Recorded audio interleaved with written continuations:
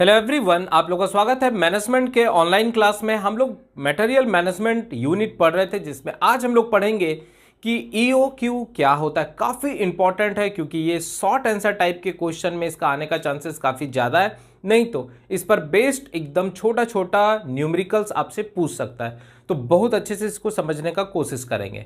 Economic order quantity, quantity का मतलब होता है साइज।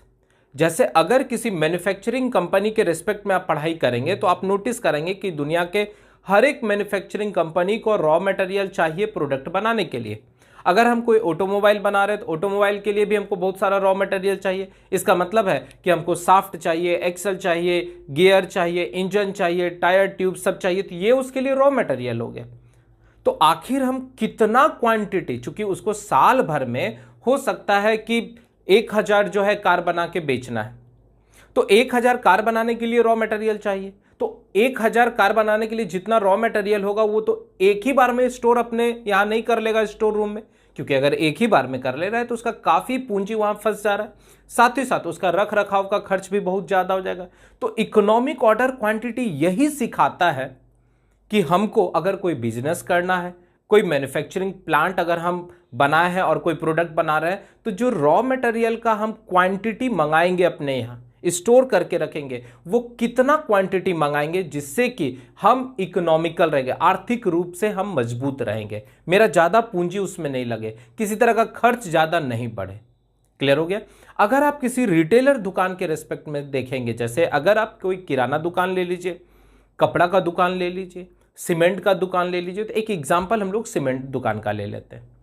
मान लीजिए कोई सीमेंट का दुकान आपके एरिया में है और उसका ठीक ठाक सेल आउट हो रहा है, तो वो उससे अगर आप पूछिएगा कि आप अपने दुकान में कितना सीमेंट साल भर में मंगाए हैं सीमेंट का बोरी, तो बोला कि हम साल भर में 40,000 बोरी बेच देते हैं। ठीक है, तो आप पूछेंगे कि क्या आप 40,000 डायरेक्ट मैन्युफैक्चरर से अपने यहाँ मंगा लेते हैं, गोदाम में स्टोर करके रखते हैं क्या? तो बोलेगा नहीं, 40,000 हम नहीं मंगाते, क्योंकि अगर 40,000 हम मंगाते हैं तो एक बोरी का दाम अगर 300 रुपया है, तो 40,000 बोरी गुना 300 कर देंगे तो 12 लाख का पूंजी फंस जाएगा। पहला बात, इस तरह के कॉस्ट को हम लोग परचेस कॉस्ट कहते हैं। साल भर में उसको 40,000 जो है पैकेट बेच देना है, सीमेंट का जो बोरी है वो बेच देना है, और एक बोरी का दाम 300 रुपया है, तो टोटल साल भर में वो क्या कर रहा है, 12 लाख का प्रोडक्ट खरीद रहा है। अब उसको जो भी मार्जिन में उसको बेचना है बेच सकता है। ठीक है, तो इस कॉस्ट को क्या कहेंगे, परचेज कॉस्ट। अब ऑर्डरिंग कॉस्ट भी उसमें एक जुड़ जाता है कि सीमेंट को अगर मैन्युफैक्चरर से या होलसेलर से उसकी दुकान में अगर भेजना है या उसके गोदाम में भेजना है, तो वहां ट्रांसपोर्टेशन कॉस्ट लगेगा, क्योंकि ट्रक से उसको भेजना पड़ेगा। लेबर उसको लोडिंग करेगा, अनलोडिंग करेगा, तो लेबर कॉस्ट भी उसमें जुड़ जाएगा। कुछ फाइल वर्क भी होगा कि इस दुकान को हम इतना प्रोडक्ट, यहां से हम वो सामान जो है यहां से इतना मंगाया है, तो उसके लिए डॉक्यूमेंटेशन करना होगा, कुछ फाइल वर्क करना होगा, एक आदमी को उसके लिए अपॉइंट करेंगे, तो वहां भी कुछ कॉस्ट जुड़ जाएगा। तो इस तरह का जो कॉस्ट होता है उसको हम लोग कहते हैं ऑर्डरिंग कॉस्ट। बात समझ में आ गया कि ऑर्डरिंग कॉस्ट किसको कहेंगे, कि प्रोडक्ट को होलसेलर से, मैन्युफैक्चरर से अपने दुकान में, गोदाम में मंगाने में जो कॉस्ट लगता है उसको हम लोग ऑर्डरिंग कॉस्ट कहेंगे, जिसमें ट्रांसपोर्टेशन कॉस्ट याद रखेंगे, दूसरा लेबर कॉस्ट जो लोडिंग अनलोडिंग कर रहा होगा, कुछ फाइल वर्क कर रहे होंगे उसको डॉक्यूमेंटेशन वर्क कहते हैं, ये सब में जो खर्च आ रहा है उसको ऑर्डरिंग कॉस्ट कहेंगे। यहां तक समझ में? अब आपके दुकान में, आपके गोदाम में वो प्रोडक्ट आ गया है, अब उसको रखने के लिए आप कोई गोदाम रेंट पर रखे होंगे। अगर प्रोडक्ट आप कम मंगाए हैं तो छोटा सा ही गोदाम लेके काम चला देंगे। अगर आप प्रोडक्ट बहुत ज़्यादा मंगाए तो आपको ज़्यादा एरिया वाला गोदाम लेना होगा, जिसका रेंट भी ज़्यादा हो जाएगा। यहाँ तक समझ में आ रहा है? अब उसको चोर से भी बचाना है तो एक गार्ड भी वहाँ रखना होगा, तो उसका भी कॉस्ट आप ही को देना पड़ेगा। दूसरा, हो सकता है सीमेंट मॉइस्चर से, नमी से, पानी से खराब हो जाएगा, तो उसका रख रखाव के लिए भी आपको ध्यान देना होगा। अगर आपको लग रहा है कि मेरा प्रोडक्ट ज़्यादा खराब हो सकता है तो आप उसका इंश्योरेंस भी कर सकते हैं। तो इस तरह के कॉस्ट को अगर हम काउंट करते हैं तो उसको हम लोग कहते हैं कैरिंग कॉस्ट। बात समझ में आ गया? तो याद रखना है, किसी भी मटेरियल को परचेज करने में, किसी भी प्रोडक्ट को परचेज करने में 3 तरह का कॉस्ट आता है। पहला को कहते हैं परचेज कॉस्ट, वो फिक्स रहता है। इसका मतलब 40,000 हमको पैकेट मंगाना है सीमेंट का, जिसका दाम 300 रुपया है, तो 12 लाख हमको देना ही देना है। अब आप कमी कहां कर सकते हैं, तो कमी कर सकते हैं ऑर्डरिंग कॉस्ट में और कैरिंग कॉस्ट में। ऑर्डरिंग कॉस्ट का मतलब क्या हो गया कि अगर आप 40,000, मान लीजिए 40,000 पैकेट जो है सीमेंट का डायरेक्ट मैन्युफैक्चरिंग कंपनी से अपने दुकान में मंगा लिए, तो बोला कि सर अगर एक बार आप मंगा रहे हैं, एक ऑर्डर आप दे रहे हैं, तो उसका हम ट्रक से जो भेजेंगे, लेबर का जो चार्ज लगेगा या जो भी काम होगा उसमें 10,000 पर ऑर्डर लगेगा। तो या तो आप एक बार में ही मंगा लीजिए या आप 2 बार में मंगा लीजिए। अगर 2 बार में मंगा लेंगे तो 10,000 की जगह कितना लगेगा, 20,000 लगेगा। अगर आप 4 बार में मंगा लेंगे कितना लग रहा है, 40,000 लग रहा है। तो यहां से आप इसको फिगर से पहले समझिए कि कोई सीमेंट इंडस्ट्रीज है तो उसको 40,000 पैकेट चाहिए, सीमेंट का दुकान है उसको 40,000 क्या चाहिए, पैकेट चाहिए, ठीक है, ये बोरा चाहिए। तो ये इसके लिए क्या हो गया, क्वांटिटी हो गया, मतलब वो साल भर में 40,000 पैकेट बेच देता है। एक पैकेट का दाम 300 रुपया है, मान लेते हैं कि 300 रुपया जो है पर पैकेट है। तो टोटल यहां से कॉस्ट कितना आ गया, 12 लाख आ गया, 12 लाख आ गया, ठीक है। तो ये जो कॉस्ट है ये तो फिक्स्ड होगा और इसी कॉस्ट को हम लोग क्या कहते हैं, परचेज कॉस्ट कहते हैं। This is called the purchase cost, इसको हम लोग परचेज कॉस्ट कहते हैं, ठीक है। अब दूसरा क्या हो गया, ordering cost. Ordering cost, ordering cost में क्या आ जाएगा, तो ट्रांसपोर्टेशन कॉस्ट, लेबर कॉस्ट जो लोडिंग अनलोडिंग कर रहा होगा, या डॉक्यूमेंटेशन वर्क के लिए जो भी काम फाइल वर्क हो रहा है उसमें जो आदमी लगा हुआ है उसको भी पैसा देना होगा। और लास्ट आ जाते हैं कैरिंग कॉस्ट, कैरिंग कॉस्ट, ठीक है। कैरिंग कॉस्ट का दूसरा नाम है होल्डिंग कॉस्ट और तीसरा नाम है इन्वेंट्री कॉस्ट। याद रखेंगे, न्यूमेरिकल्स बनाने में आपको काफी मदद देगा, ठीक है। अब ध्यान दीजिएगा कि आपको साल भर में 40,000 पैकेट आप अपने दुकान में लाते हैं और उसको सेल आउट कर देते हैं। तो आप 40,000 एक बैग मैन्युफैक्चरर से नहीं मंगाएंगे, या तो इसको क्वार्टरली मंगाइए, ठीक है। तो पहला केस क्या है, इसको हम लोग क्वार्टरली मंगा रहे हैं। क्वार्टरली का मतलब हो गया 4 मंथ में। तो 4 मंथ में आप कितना मंगाएंगे, 40,000 है, 4 से भागा दे दीजिए। तो 4 से जैसे भागा दिए तो आप 10,000 एक बार में मंगा ली। तो ये क्या हो गया, क्वांटिटी हो गया, कोई दिक्कत नहीं। अब क्या बोला कि आप अगर मैन्युफैक्चरर के यहां से कोई प्रोडक्ट मंगा रहे हैं, ऑर्डर दे रहे हैं, तो उसका ऑर्डरिंग कॉस्ट हम मान लेते हैं कि 1,000 लग रहा है, या 10,000 भी मांग सकते हैं, 1,000 अभी लग रहा है पर ऑर्डर। इसका मतलब ऑटो से भेजेगा, ट्रक से भेजेगा, लेबर के द्वारा, सब लगा के 1,000 बोल रहा है कि सर आप एक बार अगर मेरे से प्रोडक्ट मंगाएंगे, थोड़ा सा हम कॉस्ट बढ़ा देते, बहुत कम लग रहा है, तो इसको हम लोग 5,000 कर देते हैं। 5,000 लग रहा है, मतलब एक ऑर्डर आप भेजिएगा तो लगभग आपको 5,000 देना पड़ेगा। तो अब ध्यान दीजिएगा, 40,000 पैकेट है, हम लोग पहला इसको कैसे मंगा रहे हैं, क्वार्टरली मंगा रहे हैं। क्वार्टरली का मतलब कि एक साल 12 मंथ है तो 4-4 मंथ करके मंगा रहे हैं। तो 4 मंथ में हम कितना मंगाएंगे, तो 10,000 पैकेट मंगा लेंगे, ठीक है। क्या बोला, एक बार ऑर्डर दीजिएगा तो उसका कितना लगेगा, 5,000। तो हमको पूरे साल भर में 40,000 पैकेट मंगाने के लिए कितना बार ऑर्डर देना होगा, तो 4 बार ऑर्डर देना होगा। और एक बार ऑर्डर का कितना दाम है, 5,000 लग रहा है। तो यहां से कितना हो जाएगा, हमको 20,000 ऑर्डरिंग कॉस्ट लग जाएगा। बात समझ में आ गया, कितना हो गया, देखिए यहां पर 20 और 3 जीरो यहां लिख दिए, तो 20,000 लग गया। अब ध्यान दीजिएगा, दूसरा, अगर हाफ ईयरली मंगाए, 6 मंथ में, 6 मंथ में मंगाए हाफ ईयरली, अगर हाफ ईयरली मंगाए तो हमको कितना मंगाना होगा, 20,000 पैकेट मंगाना होगा, ये क्वांटिटी हो गया। तो इस बार ऑर्डर कितना देना होगा, तो 2 ही ऑर्डर देना होगा, 2 ही बार ऑर्डर देना होगा। तो कितना हो गया, 5,000। तो यहां से कितना हो गया, 10,000। और इस बार हम लोग क्या करेंगे, एक ही बार में मंगा लेंगे, एट वंस,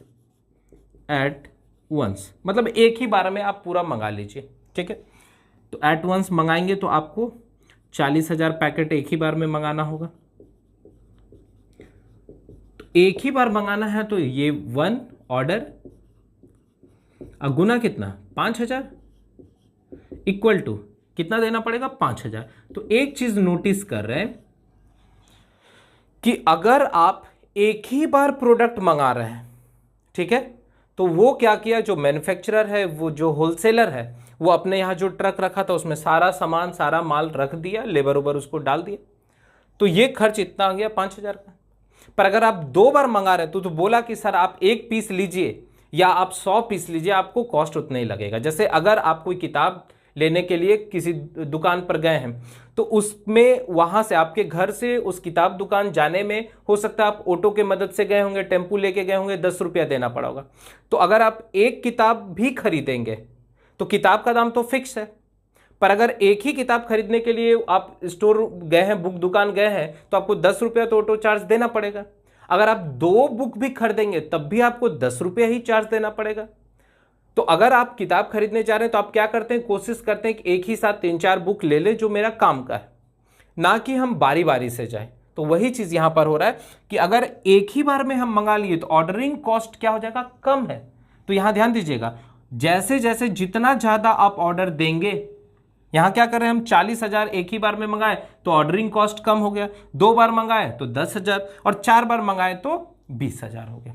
अब ध्यान दीजिएगा, तो यहां पर आप नोटिस करेंगे कि कैरिंग कॉस्ट क्या हो जाएगा। तो देखिए, अगर आप कम सामान मंगा रहे हैं तो आपको छोटा गोदाम लेंगे, उसी से काम चल जाएगा। कोई एक ही गार्ड को रख देंगे या कैमरा वैमरा लगा देंगे, उससे काम चल जाएगा। कोई जरूरी नहीं काफी इंश्योरेंस करने का। तो यहां पर कैरिंग कॉस्ट जो होगा वो कम होगा। ठीक है, क्या बोल रहे हैं कि अगर ऑर्डरिंग कॉस्ट आपका ज्यादा है, ध्यान दीजिएगा, ऑर्डरिंग कॉस्ट अगर ज्यादा है, ऑर्डरिंग कॉस्ट ज्यादा है तो कैरिंग कॉस्ट क्या होगा, कम होगा।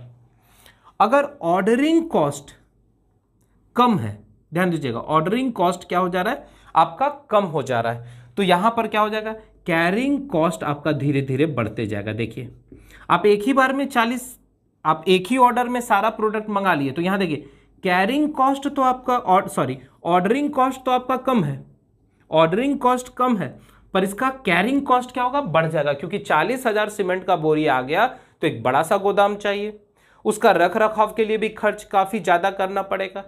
तो अगर ऑर्डरिंग कॉस्ट कम है तो कैरिंग कॉस्ट क्या होगा, ज्यादा है। फिर यहां भी सेम, ऑर्डरिंग कॉस्ट अगर कम है, देखिए 10,000 है तो कैरिंग कॉस्ट ज्यादा है, पर अगर ऑर्डरिंग कॉस्ट ज्यादा है तो कैरिंग कॉस्ट क्या होगा, कम होगा। सीधा भाषा में, आपके गोदाम में कम सामान रहेगा, कम एरिया में रहेगा तो खर्च भी कम लगेगा, ज्यादा एरिया में रहेगा तो ज्यादा खर्च लगेगा। तो यहां पर एक चीज ध्यान दीजिएगा, अगर हम कोई भी प्रोडक्ट नहीं मंगाते हैं, कोई भी प्रोडक्ट मतलब कोई भी क्वांटिटी नहीं मंगाते, कोई भी साइज का नहीं मंगाते, तो वहां कॉस्ट भी क्या होगा, 0 होगा। जैसे जैसे हम नंबर ऑफ पीस बढ़ाते गए, क्वांटिटी बढ़ाते गए, तो उसका कॉस्ट भी क्या होगा, बढ़ते जाएगा। तो ऐसे कॉस्ट को हम लोग यहां पर कह रहे हैं कैरिंग कॉस्ट और होल्डिंग कॉस्ट। इसका मतलब है कि जितना ज्यादा क्वांटिटी होगा कॉस्ट भी उसका बढ़ेगा और उसका कैरिंग कॉस्ट भी क्या होगा, बढ़ते जाएगा। इसको क्या करेंगे, ओरिजिन से मिला देंगे, आगे बढ़ा देंगे। अब यहां ध्यान दीजिएगा, एक कॉस्ट होता है उसको कहते हैं ऑर्डरिंग कॉस्ट। ऑर्डरिंग कॉस्ट में कौन कौन आ जा रहा है, तो transportation cost, labour cost, documentation work, ठीक है। तो देखिए क्या कह रहा है कि अगर आपका ऑर्डरिंग कॉस्ट, ध्यान दीजिएगा यहां पर, अगर आप ऑर्डर कम दे रहे हैं, क्वांटिटी कम दे रहे हैं, ये देखिए क्वांटिटी आप कम मंगा रहे हैं, क्वांटिटी आप कम मंगा रहे हैं, ठीक है। क्या कर रहे हैं, 40,000 ना मंगा के आप क्या कर रहे हैं, सिर्फ 10,000 मंगा रहे हैं, ये क्वांटिटी है। अगर आपका क्वांटिटी कम है पर कॉस्ट तो आपका ज्यादा लगेगा, ऑर्डरिंग कॉस्ट, ये देखिए ऑर्डरिंग कॉस्ट ज्यादा लग रहा है। धीरे धीरे क्वांटिटी आप क्या कर रहे हैं, बढ़ा रहे हैं, ओके। यहां देखिए क्वांटिटी आप बढ़ा रहे हैं, 40,000 बढ़ा रहे हैं, तो उसका ऑर्डरिंग कॉस्ट कितना हो रहा है, कम हो रहा है।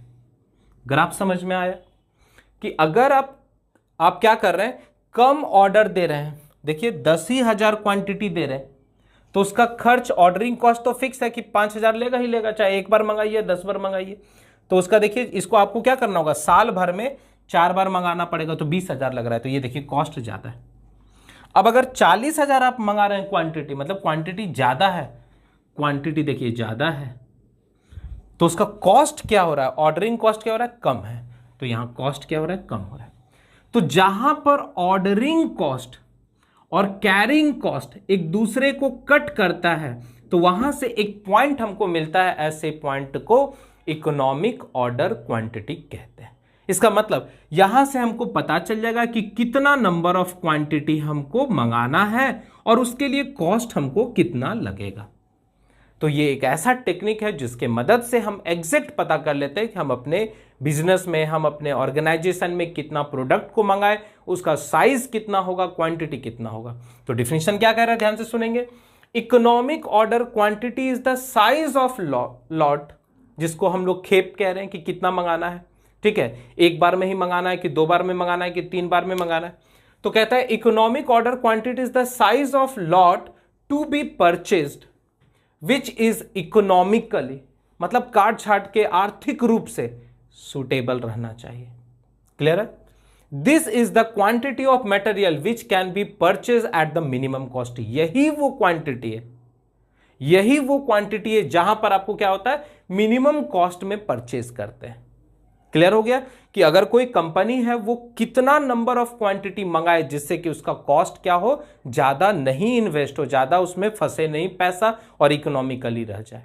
वापस सुनिए, एक और डिफिनेशन कह रहा है, EOQ इज दैट लेवल और क्वांटिटी ऑफ ऑर्डर। क्या कह रहा है, EOQ क्या है, इज दैट लेवल और quantity of order which reduce the ordering cost. जो क्या कर रहा है, ऑर्डरिंग कॉस्ट को भी कम कर दे रहा है। अब ऑर्डरिंग कॉस्ट में क्या क्या आ रहा है, transportation charge, labour charge, documentation charge etcetera. ठीक है, and also reduce the carrying cost. Carrying cost क्या हो रहा है, तो गोदाम का रेंट लग रहा है, इसी को वेयर हाउस भी कहते हैं। वेयर हाउस रेंट, जहां पर आप सामान रखते हैं उसको वेयर हाउस भी कहते हैं। वेयर हाउस रेंट, सैलरी, अब वहां कोई गार्ड वुड है तो उसको भी सैलरी देना पड़ेगा। ऑफिस स्टोर पर्सनल, ठीक है, इंश्योरेंस, अगर कोई बहुत महंगा सामान है जो खराब हो सकता है तो उसका इंश्योरेंस भी हम लोग करते हैं। तो ये सब कॉस्ट को हम लोग क्या कहते हैं, कैरिंग कॉस्ट कहते हैं। तो क्या कर रहा है, रिपीट कर रहा हूं, EOQ इज दैट लेवल और quantity of order which reduce the ordering cost and also reduce the carrying cost.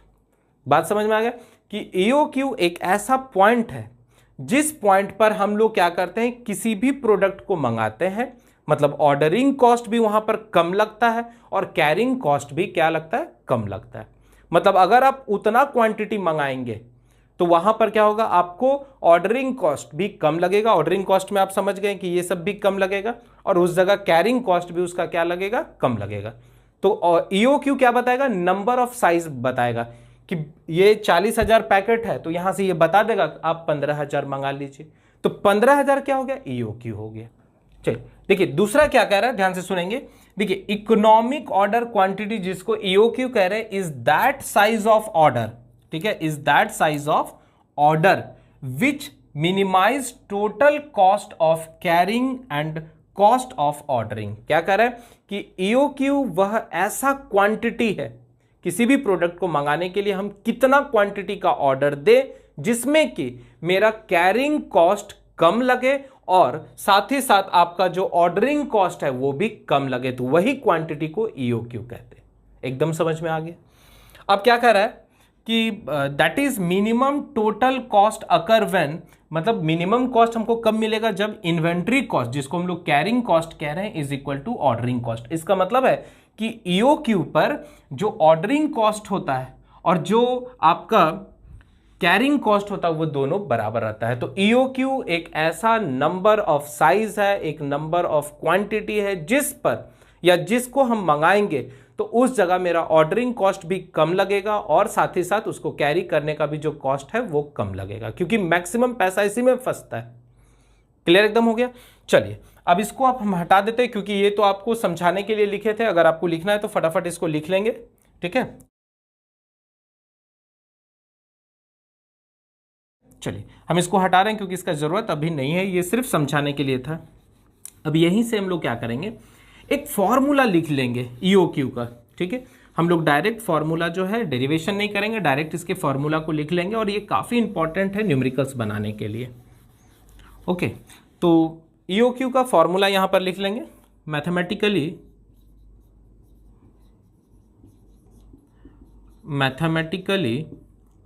EOQ economic order quantity is under root of, ध्यान दीजिएगा अलग अलग बुक में नोटेशन अलग अलग हो सकता है। ठीक है, तो ये हो जाता है 2 into D into C O divided by holding cost C H. ध्यान दीजिएगा, देखिए यहां पर डी जो है इसको कहते हैं डिमांड, हमको कितना जरूरत है, ठीक है। तो इसको कहते हैं एनुअल डिमांड, हमको साल में कितना जरूरत है। जैसे अभी आप देखे थे कि सीमेंट वाले जो दुकान वाला था उसको 40,000 पैकेट का जरूरत था, तो ये क्वांटिटी बता रहा है टोटल कितना है, एनुअल डिमांड उसका कितना है। या इसी को हम लोग कहेंगे कंजम्पशन, इसी को कहेंगे कि किसी दुकान वाले को, किसी मैन्युफैक्चरर को कितना कंजम्पशन चाहिए साल भर में, ठीक है। O for order, C for cost, ordering cost. Ordering cost, ordering cost में क्या क्या आता है हम यहां लिख भी चुके हैं, एकदम बहुत इंपॉर्टेंट है। ऑर्डरिंग कॉस्ट में ट्रांसपोर्टेशन चार्ज आएगा, लेबर चार्ज जो लोड अनलोड करता है, ठीक है। Ordering cost per unit, per unit मतलब एक यूनिट के लिए हमको कितना ऑर्डर देना पड़ रहा है या उसका ऑर्डरिंग कॉस्ट कितना है, ठीक है। और यहां पर लास्ट आ जाते हैं CH, होल्डिंग कॉस्ट, इसको हम लोग कहेंगे होल्डिंग, नहीं तो इसको कैरिंग कॉस्ट भी कह सकते हैं, और कैरिंग कॉस्ट, ठीक है। इसको भी लिख देंगे पर यूनिट, पर यूनिट। अब ध्यान दीजिएगा, अलग अलग बुक में ये नोटेशन अलग अलग हो सकता है, पर सब में यही याद रखना है, 2 गुना ये आपका annual demand, annual consumption, ordering cost, और ये आपका होल्डिंग कॉस्ट, और इसी पर सारा का सारा न्यूमेरिकल्स आपका बनेगा। तो आज के लिए बस इतने ही रहने देते हैं, नेक्स्ट लेक्चर में हम लोग इसका न्यूमेरिकल्स देखेंगे जो काफी इंपॉर्टेंट है। तब तक आप फटाफट इसको अपने कॉपी में नोट डाउन कर लेंगे। आप ग्राफ को भी देख लीजिए कि एक साइड हम लोग क्या करेंगे, कॉस्ट को रिप्रेजेंट करेंगे, और दूसरे साइड में हम लोग क्वांटिटी को रिप्रेजेंट करेंगे। क्वांटिटी का मतलब नंबर, कितना मात्रा मंगा रहे हैं, ठीक है। तो क्या बताऊं कि अगर आप क्वांटिटी अपने दुकान में या गोदाम में रखेंगे तो जितना ज़्यादा क्वांटिटी रखेंगे उसका कॉस्ट भी उतना ज़्यादा होगा, तो उसको रखने का जो कैरी करने का खर्च आएगा वो भी आपको बढ़ते जाएगा। तो इसलिए ओरिजिन से दिखा रहे हैं, अगर एक भी प्रोडक्ट नहीं रहता तो कोई भी चार्ज नहीं लगता, इसलिए इसको हम लोग कैरिंग कॉस्ट कहेंगे, नहीं तो होल्डिंग कॉस्ट कहेंगे, ठीक है। अगर आप ऑर्डरिंग कॉस्ट, तो आप नोटिस किए थे कि अगर हम 10,000 मंगा रहे हैं, कितना बार मंगाना है, 4 बार मंगाना है। तो अगर आप क्वांटिटी कम रखिएगा, क्वांटिटी कम मंगाएंगे, तो ट्रांसपोर्टेशन कॉस्ट, लेबर कॉस्ट ये तो सेम लगेगा, तो ये देखिए ज्यादा लग रहा है क्योंकि आपको 4 बार मंगाना पड़ रहा है। 40,000 देना पड़ रहा था कि अगर आप 40,000 पैकेट को 4 बार मंगाते हैं 10-10 हजार करके, तो आपको लगभग 40,000 कॉस्ट देना पड़ रहा है। अगर आप एक ही बार मंगा लेते हैं 40,000, क्वांटिटी ज्यादा है, तो देखिए यहां पर कॉस्ट क्या हो जा रहा है, कम हो जा रहा है। इसलिए हम लोग क्या करते हैं, इस तरह से ग्राफ से इसको मिला देते हैं, ठीक है। कहीं कहीं किसी बुक में स्ट्रेट लाइन से भी मिला देता है, चूंकि हमको क्लियर नहीं है इसलिए हम लोग कर्व बनाते हैं। अब ऑर्डरिंग कॉस्ट और कैरिंग कॉस्ट या होल्डिंग कॉस्ट जहां कट करेगा उसी पॉइंट को हम लोग EOQ कहते हैं, और इसी के कोरस्पॉन्डिंग में यहां पर हमको क्वांटिटी पता चल जाएगा, साइज पता चल जाएगा, और उसके कॉरस्पॉन्डिंग में हमको कॉस्ट भी पता चल जाएगा कि उसका कैरिंग कॉस्ट कितना लग रहा है। अब जरा इसी फिगर को यहां ध्यान दीजिए, देखिए ये पोर्शन को आप कंसीडर कीजिए और ये पोर्शन को आप कंसीडर कीजिए, ठीक है। तो इसी को हम यहां पर बना देते हैं, तो इसको कहते हैं टोटल कॉस्ट। और टोटल कॉस्ट में क्या क्या इंक्लूड हो जाता है, तो टोटल कॉस्ट में याद रखेंगे, टोटल कॉस्ट में सबसे पहला जो आ जाएगा वो आपका परचेज कॉस्ट हो जाएगा। परचेज्ड कॉस्ट मतलब किसी भी प्रोडक्ट को परचेज करने के लिए हमको कितना पैसा लगेगा। जैसे 12 लाख, 40,000 पैकेट, एक पैकेट का दाम 300 रुपया, गुना कर दिए इतना हो गया, प्लस ऑर्डरिंग कॉस्ट।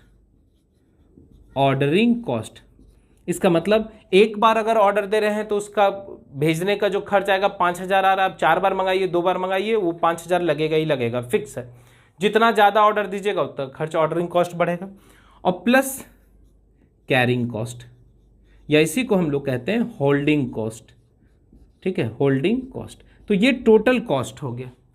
तो जब आपको टोटल कॉस्ट का ग्राफ बनाना, तो यहां से देखिए ये वाले पार्ट को ही हम लोग यहां पर रिप्रेजेंट कर दिए और ये वाले पार्ट को हम यहां रिप्रेजेंट कर दिए। अब इसी लाइन को आप आगे यहां बढ़ा दिए, तो ये भी क्या हो गया, अगर टोटल कॉस्ट के रेस्पेक्ट में देखेंगे तो EOQ यहां मिल जाएगा। देखिए क्वांटिटी फिक्स है, पर टोटल कॉस्ट में चूंकि आप इसमें सिर्फ कैरिंग कॉस्ट को कंसिडर किए थे, तो टोटल कॉस्ट को कंसिडर करेंगे तो ये भी होगा, तो थोड़ा सा और कॉस्ट इसका बढ़ेगा, पर क्वांटिटी फिक्स है, कितना ही लगेगा। बात समझ में आ रहा है? तो बहुत सारे बुक में, बहुत सारे अलग अलग जगह में क्या होता है, सिर्फ ये ब्लू लाइन और रेड लाइन को ही दिखाता है, ये वाला को नहीं दिखाता है। आप चाहेंगे तो ये तीनों को एक साथ दिखा सकते हैं। तो आई थिंक आपको ग्राफ भी समझ में आ चुका होगा। तो आज के लिए बस इतना ही रहने देते हैं, नेक्स्ट लेक्चर में हम लोग न्यूमेरिकल के साथ मिलेंगे, ठीक है? चलिए, थैंक यू।